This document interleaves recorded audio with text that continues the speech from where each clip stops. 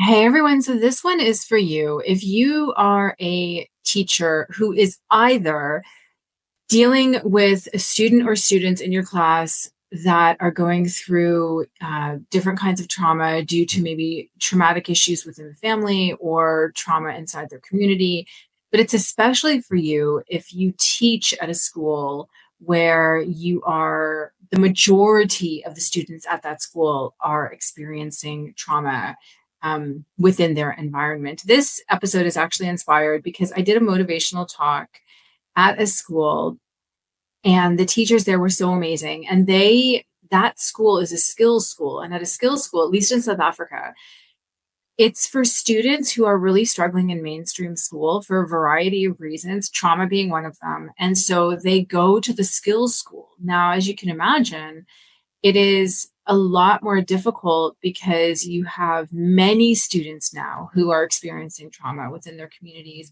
within their families, and they are bringing that, to school because that's what they're experiencing. And then the teachers have to, it's already so emotionally heavy being a teacher because you want to help every single student and you can't fix their environment. You can't change what they're going through.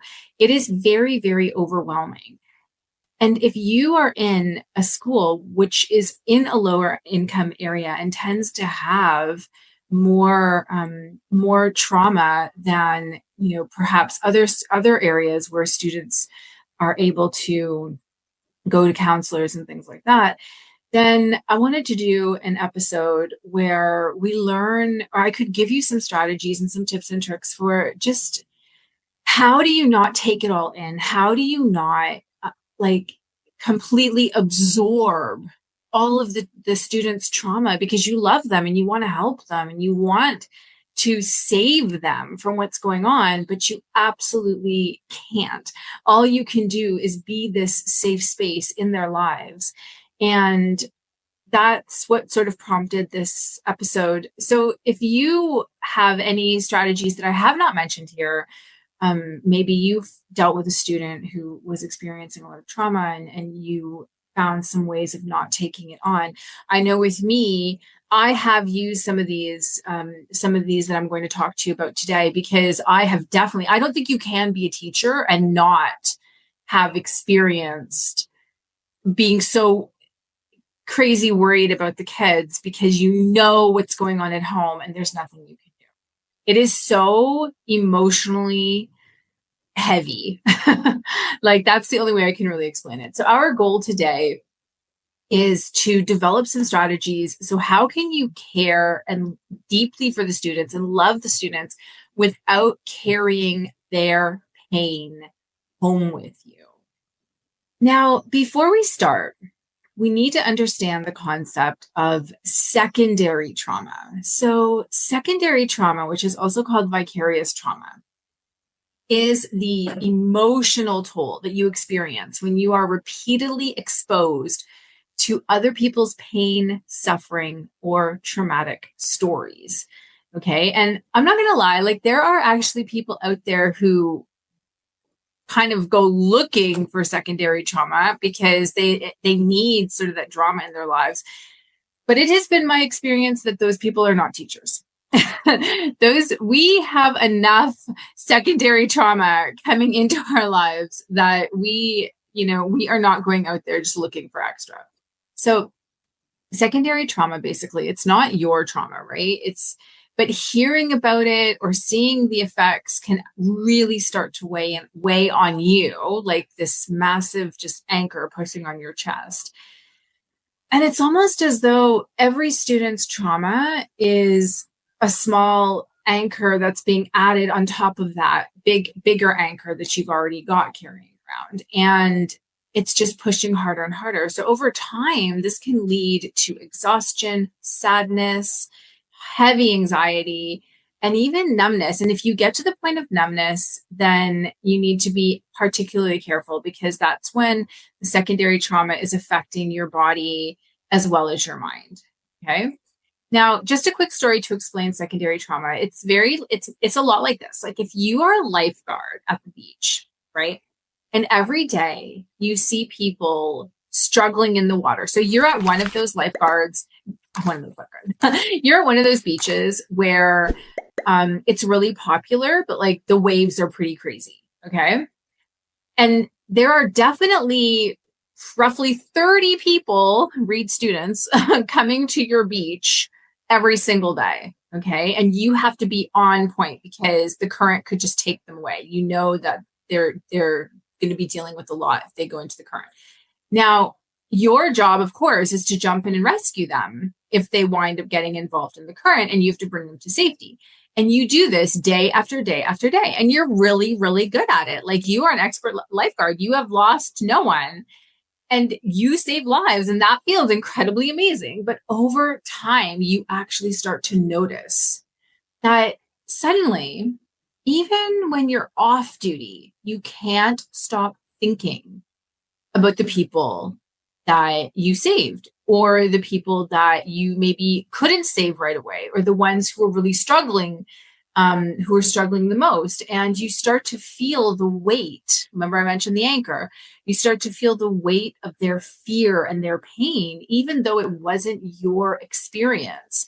You know how terrified they were when they were out there thinking they were going to drown, and then you saved them. You might even dream about the ocean that night, or the sound of, the waves, and you hear that sound, you start to feel anxious. So you're still doing your job, but it's starting to take its toll, like, emotionally on you. And this is basically secondary trauma. So as a teacher, you are the lifeguard, and you are constantly exposed to your students' struggles in the water, quote unquote, whether it's poverty or violence or family issues or other traumas. You care so deeply and you want to help so badly, but over time, hearing their stories and seeing their pain can start to affect you, even if you're not directly experiencing it yourself. And you have to be so careful, because this is what leads to burnout, and we don't want that to happen. So here we are. Our goal, again, just a reminder, how to care deeply for students without carrying the pain home. Okay. I'm going to give you, I think it's 10 strategies, 10 ideas. I hope at least one of them resonates with you. If there is anything I haven't mentioned, please comment and let us know. And of course, like this and share this so that we can get it out to as many teachers as possible, because I don't think it is possible that you are a teacher and you have not had a student in your class dealing with trauma. Like, I just don't think it's possible. Okay, number 1. Create an emotional offloading routine. All right. So this is very similar to where it's almost like you're offloading the emotional trauma that you had to deal with that day. So it's as though you see it as like a coat and you take it off, right? So just like you set up your classroom for the day, you need an exit strategy for the emotions. And examples of this could be, so you would have sort of the same thing every day, maybe journaling for 5 minutes, like just writing down. Don't write down, like, you can write down like the bad things that happen, but it's actually better to write down the good things that happened, or to write down sort of, an affirmation or two about how you're going to focus tomorrow. So just really, it's really up to you how you want to journal, but just sort of getting your feelings out on paper and leaving them there. You could even write them down. And I've done this before, write them down, rip out the page and scrunch it up and throw it away, because it's gone now. That's done. That happened. So whatever affected you that day, write it down, scrunch it up, like take it off the paper, scrunch it up and throw it away. You could play the same song on the drive home, so that it's like this really upbeat motivational song, reminding you that you are still here. You are still alive. You are living your life. You cannot live the lives for your students. You're not their parent, or any other person who can take them home with you. So you have to sort of focus on you. And last but not least, I'm a huge proponent of deep breathing, but just sitting in your car and saying some deep breaths like, I am safe. I am okay. I did a great job. And I'm going to give you a lot of affirmations at the end of this that you can maybe write down a few that resonate with you, and just really saying, that you're okay and everything is okay. And tomorrow is going to be another day. And now you're going home to your space. Okay. Number 2 is using the circle of control mindset. All right. Now, the circle of control, this comes from, I don't know if he created it. I think he did, but it's found in The 7 Habits of Highly Effective People by Stephen Covey. And he talks there about the circle of control, the circle of concern, and the circle of innocence, the circle of influence. And basically looking at really recognizing what is yours to carry, because that it's within your control to really look at what you're thinking about and what isn't. So you can't carry the student's emotions with you, right? You need to remove it like a cloak, because it is within your control to stop and say, no, I can't carry that with me. Right now, I'm going to go home and I'm going to live the life I was given to live. And I'm going to make tonight the best I can make it. I can't carry that. Then asking yourself, is this within my power to change? Or do I just wish it were? Right? If you're focusing on things that you can't change, you have to say to yourself, that is beyond my control. I can't change it. I can't control what happens there. All I can do is make that student feel safe at school. That's it. And I wish I could change it, but I can't. So as a result, I'm not going to focus on that. And one thing I always used to do is you have to immediately try and shift your thinking, right? So thinking about, what are you grateful for in your life? What happened that day that went really well? Was there a student that did something great that day, right? Starting to actually tell yourself everything that happened in the day that was amazing, that was a win. If you really can't think of any wins, okay, I'd be surprised. I'm sure there's at least 1 or 2 in there, but if you can't, then you have to just start focusing on what you're grateful for. And it can be as simple as you are grateful for your shoes. You are grateful for the house you live in. You are grateful for the roads that you get to drive on. You are grateful for, the nature around you, and just deep breathing while you're saying it so that it just puts you in a calmer space. Number 3 is setting compassionate boundaries. So this is actually saying to yourself, you can be compassionate, but understanding how to not absorb. I also like to almost imagine that the negative energy is like maybe a negative color. So all the traumatic energy that you're taking in is like this negative color. And when you breathe in the positive energy, right? So maybe that's yellow. And then you breathe out the like the gray energy, let's say. Okay. And if you really need even more help with this, before you start breathing, imagine that there is like a shield of energy, like you're in a bubble of white energy. Okay. Like white light, or like really like, bright energy. And it's almost like this shield, but it's covering you. And when you breathe in the yellow or the white, even from the energy, you breathe in that positive energy and you breathe out the gray. The gray goes through the shield, but nothing can come back. The gray can't come back in. It can only leave. It can't actually get back in. And you are surrounded by this energy shield. And you just breathe in and breathe out and so you're not absorbing any of that traumatic energy. You're just pushing it out through the shield. And even as much as the gray tries to come back, it can't come back. So you're only breathing in the white energy or the yellow energy, whatever you color. You can be purple or pink or some kind of positive color. Then also you can say, right, I will do what I can in class and I will take it one step at a time. So you just do what you can. You did your best. Did you do your best? I did my best. That's all you say. I did my best today, and my best is always good. Okay, number 4, practicing mental energy buckets. So this is, again, really visualizing your energy in colors and seeing, the negative traumatic energy that you're taking in, like has it like leaving your body in a more of a gray, and then the white, yellow, pink purple, whatever kind of positive energy is coming in. And you look at the fact that you have a bucket of like good energy, and you're going to breathe into, you're going to kind of take all your gray energy, and you're going to like dump it into this other bucket, and then just like dump it out the window, kick it out the door, whatever. Like you can't do anything with it. You don't want it back. You don't want that energy back. You're going to take this new bucket of positive rainbowy energy, and you're going to pour that onto yourself, and you're going to breathe and just be like, tomorrow's a new day. I'm going to go home and I'm going to enjoy my evening with my family or whatever I'm going to do. Remember, again, keeping an eye on your thoughts. Your thoughts is key, right? So when you start thinking about it, be like, no, that's the gray energy. That must go.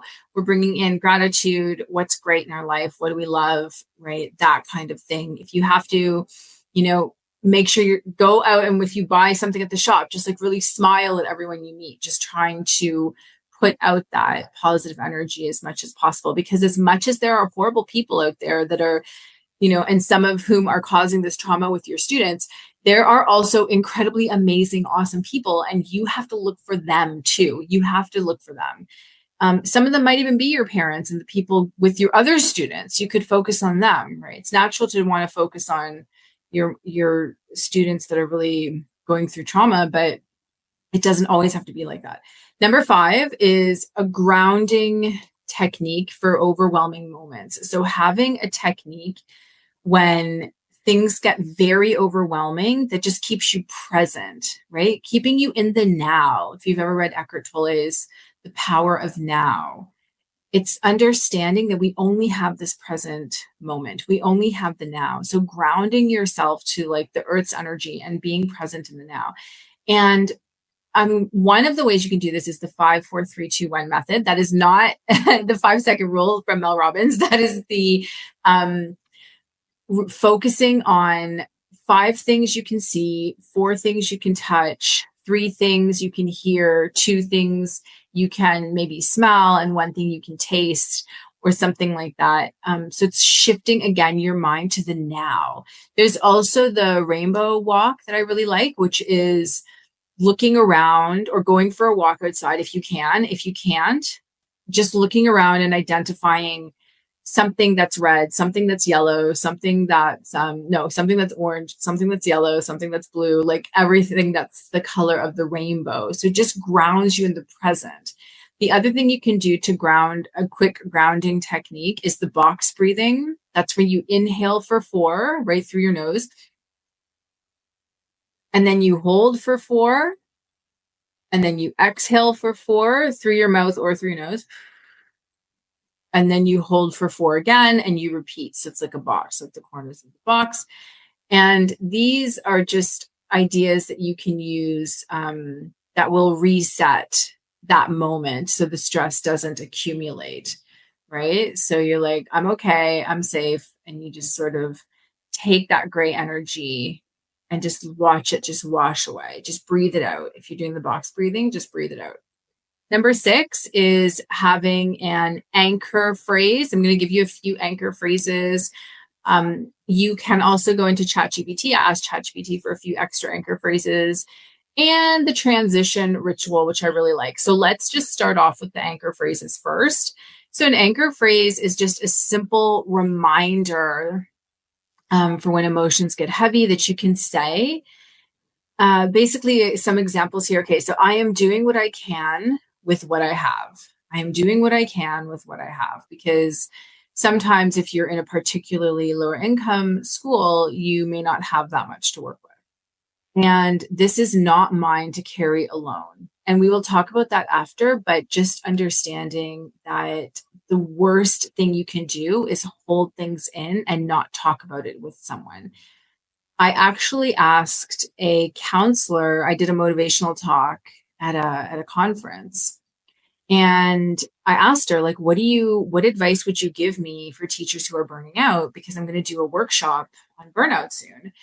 And she said, teachers, if they can, they need their own counselor. Like they need they need a counselor because there are a lot of things that they're actually not allowed to talk about to other people when it comes to the traumas of the kids. And they have to have someone that they can talk to about it. It's so, so, so important. I did my best today, and that is enough. I did my best today, and that is enough. This reminds you that you are human and you do not need to be perfect.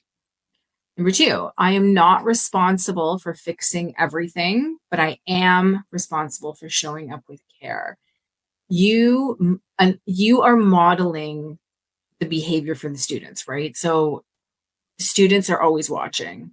So whatever behavior you're using, whatever conflict resolution you're using, the way that you might speak to certain students, you have to do your absolute best to always speak with care and kindness, because that's what they're learning from. They're learning from you. So I am not responsible for fixing everything, but I am responsible for showing up with care. And yeah, this shows that you're there to support, but you can't solve everything. Number 3, I can care deeply without carrying the weight of their pain. I can care deeply without carrying the weight of their pain. This is to help separate your empathy from over identifying. So taking in, right, the gray energy. Number 4, today, I created a safe space for my students, and that matters. This is actually my favorite. Today, I created a safe space for my students, and that matters. Because as we move into the future, you know, the whole concept of that we have to be super incredibly academic is so archaic. The fact is that the 21st century skills that are needed are empathy, emotional intelligence, and safety, right? Students need to feel safe. They can learn the academics, and like, especially with the creation of AI, right? There's so many ways to become academic, but there are not a lot of ways to learn the empathy, learn the emotional intelligence, because a lot of people don't have it. So by modeling it, you can help create that. So today I created a safe space for my students, and that matters. And like, that really matters. Number 5, I am allowed to let go of what I cannot control. If I can't control it, this is again your circle of control. I can't control it. If you can't control it, you have to try to let it go. I am allowed to let go of what I cannot control, right? That is beyond my control. Why am I putting my energy into it? Why am I putting my energy into stressing about it, worrying about it, being upset about it? Because I can't control the outcome. I can't control what happens when that student goes home. And this is to help you release the burden of circumstances, right? Beyond what you can actually control. Number 6, I am a guide, not a savior. I am a guide, not a savior. You can't save them. You can't save the kids because you don't have that. It's not within your control. It's not within your power to do that. You are a supportive figure. You can't rescue. Number 7, I honor my students' struggles, but I do not have to take them on as my own. I honor my students' struggles, but I do not have to take them on as my own. So this acknowledges that you love your students, you understand they're in pain, but you have to set emotional boundaries for yourself. You can't take in the gray energy. Number 8, I am allowed to rest and recharge. It makes me a better teacher. And you know this is true. If you don't take care of yourself, you are replaceable. They will replace you tomorrow. And maybe not tomorrow, maybe, even if there's a shortage in your area. But the fact is that if you are burning out, or you cannot show up for yourself, and you definitely cannot show up for your kids. So I'm allowed to rest and recharge. I am allowed to rest and recharge if it makes me a better teacher. And this is like seeing self-care as essential, not selfish, which I'll mention again, I think. Number 9, I am proud of the small wins today, even if they were invisible to others. So looking at your really small wins, I mean, it could be your coffee that morning. Maybe it was particularly delicious. Or maybe if you were like me, like every Friday, you would splurge and get a coffee in South Africa, I would always go to Mug and Bean. But you could go anywhere. So yeah, just like looking at the small wins that happened. Maybe a student used a full stop for the first time. I mean, that is a monumental win. Definitely. Only a teacher will get that, but it is. So that shifts to progress, right? No matter how minor it seems, I am proud of the small wins today, even if they were invisible to others. And last one is tomorrow is a new day and I will start fresh. Tomorrow is a new day and I will start fresh. I'm not going to carry what happened yesterday into tomorrow, what happened today into tomorrow. You have to try and renew your energy. And there's a few ways that you can use these. And again, like I said, feel free, like go and ask ChatGPT for more and you'll get more. And either at the end of the day, you could write them down, you could sit quietly and breathe through them. You could journal them. You could that's like writing it down. The ones that particularly resonate with you, that feel meaningful. You could create them as a visual reminder if you're really creative. You could design them and put them up, or you could put them on your desk or put them on your phone or something like that. And yeah, so they're designed to help you process the day, set your boundaries, and cultivate that mindset of self-compassion and resilience. So definitely that's your anchor phrases. And then your transition ritual is similar to what I had mentioned before. It's just to develop that routine to leave work. So maybe taking a short walk or listening to a specific song at the end of the day, just to signal to your brain that we're done and work is being left at work. Changing clothes immediately when you get home to show that like you're done with work. If you have to bring work home, like you obviously want to try never to bring work home. But as teachers, sometimes that is impossible. Ideally, you want to try and just get it done when you get home. So stay in your work clothes to show that it's still work time, get it done, and then change. As soon as we're setting boundaries, then we change out into our comfy clothes. And now it's time to put our phone on silent and just enjoy the company of our family. Okay, the seventh strategy that I've got for you is to recognize the signs of the secondary trauma so that you can start looking for support. You must get support if you start to recognize the signs of secondary trauma, which are fatigue. And fatigue is where you've had a lot of sleep and you're still incredibly tired. You just can't seem to get out of it. You're just constantly tired. And your diet is good as well, because sometimes there are, really fatty foods and oily foods can lead to like the fatigue, and the sugar as well can lead to sugar slumps. But I'm talking about where you've got a relatively decent diet and you're still struggling to get out of that fatigue. You're highly irritable. So the littlest things the kids do, the littlest things your partner does, the littlest things your own kids do, the littlest thing, whatever it is, like you get irritated, you just fly off the handle when it's not really even that big of a deal. You are having trouble sleeping. So you're not sleeping or you're sleeping too much. That's linking into the fatigue. Also eating, you're either eating, suddenly you're overeating or you're not eating. Okay. That can also be symptoms. Feelings of hopelessness that's a sign that you're just absorbing too much of the gray energy, too much trauma, because you are seeing the world as hopeless. You're not seeing the good people in the world. You're not seeing the people that are helping, the kids that are like being raised in great families, and great situations, your own family, right? You're starting to feel really hopeless. You have to talk to someone. Those are the points where you must seek help, because you cannot do it alone. Okay, number 8, next, using the small wins as emotional fuel. So instead of focusing, of course, on what you can't fix, going back to our circle of control, focusing on what you can fix. And that is, what can you control? Well, your thoughts. I know this one because this is always in my motivational talk. What can you control? Your thoughts, your attitude, your reactions, right? You can choose to fly off the handle and get angry. You can choose to breathe for a second and pause and stay calm. I'm actually writing an ebook at the moment about how to deal with difficult coworkers and difficult parents. And in that, there's a whole section about staying calm. That's your superpower. And okay, so focusing on what you can, your thoughts, your reactions, your attitude. Those are the main things that you can control, and your actions as well. So what you give your energy to, you can control that, right? You can control whether you want to take in the positive rainbow energy or the gray energy. You've got to push that gray energy out, breathe it out. Visualize that you're breathing in the rainbow energy. And by the way, like if you are not teaching your students breathing techniques, please get on that as soon as possible. Best thing that you can do.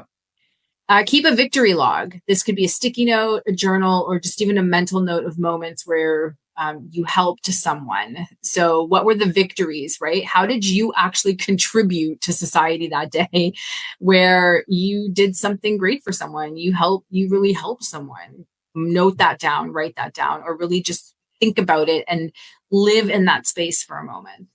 And lastly, using the reflective journal. Well, lastly for this one, using a reflective journal just to write down the 2 wins of the day, 2 positive interactions that happened with students, and then focusing on telling your partner about that when you go home. So when you go home, rather than moaning and complaining about everything that might have gone wrong or talking about the trauma that the students are going through, because that's just like reinforcing that it's just like devastating that they're going through it, but you can't do anything about it. Ask your partner, like, what was the highlight of your day? What was the highlight of your day today? What was the best thing that happened today? Right? Focusing on why you're grateful for what you do have rather than all the stuff that you can't control that you wish you could. Number 9, this is one I got from a friend of mine as well. It's almost like you're changing states, right? Like you have 2 identities in a way. You have teacher and you have Marisa. So you create a mental door between work and home. And I mean, if you're teaching, that can definitely be like the door to the school, let's say, right? So it's almost similar to that transition ritual where you've got your happy playlist, you have a boundary saying like no school emails, like you don't have your school emails coming through on your phone. You are changing your clothes right away. But the mental door is basically like you wearing 2 hats. So when you go through the door, the school door, you are a teacher. That is your identity. And when you leave, it's like you're going to take off the teacher hat and you're going to put on the Marisa hat, right? The hat that's you, the other person that's different from the identity of teacher. And you can almost imagine what those hats look like, right? It's like if the mental door is you could use that physical door to your school. It's almost as though you could physically, like not physically, but you could imagine like taking off your hat. You can do the action and like hanging it up outside the school door and putting on your teacher hat, and then going through the door. So that's just an idea of something that you could do to sort of separate your 2 identities, as though you are closing the one, like you're starting in this, and you could even create, okay, what is the teacher identity like? And what is the Marisa identity like, right? It's different. Number 10, building a support system with other teachers. And this is what I loved about that school that I mentioned, that was like the skills school, is they were very supportive as a team. And I really cannot understand, even though I get it, because in my early days of teaching, I was like this, but it really is so much more difficult being a teacher when you have a team that's like out to get you, that doesn't want to work with you, that doesn't like, that pushes against you, that wants to see you fail, that's toxic, that, can't just support you, can't, create a sort of that support system that we all need as teachers. Like we have to have each other's backs, because you are not meant to carry this alone. You have to find the people at your school that, even if it's one person, that you can sort of just vent, right? It could be a venting buddy, right? Accountability partner, whoever it was. I always had one person, and I knew that no matter what I said there in that room with her, it would never go past that room, right? But if you're dealing with something even more severe, like I said, if it's on the verge of any of those other like fatigue and irritability, then you need to speak to a counselor. Okay, and I just want to finish off with these last 2 thoughts. Like number 1, self-care is not selfish, especially like saying no, setting boundaries, right? Taking care of yourself. You have to take care of number one first. You have to take care of yourself before you can show up for anybody else, especially your students. You just have to. And if something didn't get done, then it didn't get done. Whatever, it'll get done next time. If you need help, I'm also a mindset coach for teachers. I work with teachers to help them live their best life as a teacher, just the way I coached myself for the last 10 years of teaching, which made all the difference in my teaching career. So if you do need any help, like reach out. So the last one is trauma is not a life sentence. So just highlighting in your mind that some of your students you are building the resilience in them, and the power of a supportive teacher can change their life. You are definitely changing lives. Yes, you may not change everybody's life because that's not in your control, but just remember that you are one of the best influences that child has. And I just want to finish off with reminding you that you matter. Your impact is so powerful, even if it's small in small ways. And I want you to keep protecting your rainbow energy and pushing that gray energy out. Use the shield to help you so you can keep showing up for your students. So if you're watching this on YouTube, you might notice that I'm in a completely different outfit. And that is because literally after I recorded the video for this podcast / YouTube, I got on my TikTok, gotta love everyone's listening. But anyways, I got it on my TikTok, a very powerful video of a teacher. And her caption said, like, why I get to school at 6:10 in the morning.